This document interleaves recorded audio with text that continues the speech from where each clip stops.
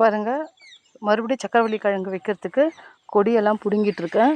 So பாருங்கள், இது அங்கே ரெடி பண்ணிகிட்டு இருக்கார் மாஸ்டரு சக்கரவள்ளி கிழங்கு வைக்கிறதுக்கு அந்த சைடில். ஸோ கொடி பிடுங்கிட்டுருக்கேன். ஸோ நட போகிறோம். இப்போ நட்டோம்னா இது அக்டோபர் மிடில், தீபாவளின்னு வச்சுக்கோங்க. நாளன்னைக்கு தீபாவளி. இப்போ நட்டோம்னா எனக்கு தெரிஞ்சு பொங்கலுக்கு அறுவடை பண்ணலான்னு நினைக்கிறேன்.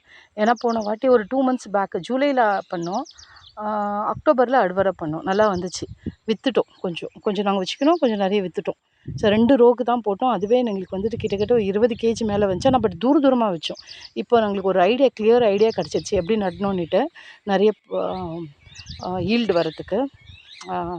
ஸோ இப்போ பண்ணிகிட்ருக்கோம். ஸோ நம்ம பிரகாரம் பொங்கலுக்கு வரும்னு நினைக்கிறோம்.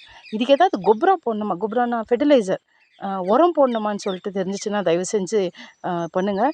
இந்த சக்கரவள்ளி கிழங்கு வந்து பாருங்கள், இலை எப்படி இருக்குது பாருங்கள். இது ஸோ நம்ம ஊர் சக்கரவள்ளி கிழங்கு அப்படியே கை அகலத்துக்கு இருக்கும். அங்கே வச்சுருக்கோம். அதை பாருங்க, கொஞ்சம் களை வந்துட்டுருக்கு, க்ளீன் பண்ணோம், திட்டாதீங்க. ஸோ அங்கே சக்கரவள்ளி கிழங்கு வச்சுருக்கோம் நம்ம ஊருது. அது நான் நாளைக்கு வீடியோ போடுறேன். ஸோ இது வந்து கர்நாடகா. அது ஓகே. அந்த சக்கரவள்ளி கிழங்கு இதுவும் நல்லா கலராக இருக்குது, நல்லாயிருக்கு. ஸோ இதை நட்டுட்ருக்கோம். ஸோ இதுக்குன்னா உரம் போடணுமா சக்கரவள்ளி கிழங்குக்குன்னு சொல்லிவிட்டு எனக்கு கமெண்ட் பண்ணுங்கள், தயவு செஞ்சு பண்ணுங்கள்.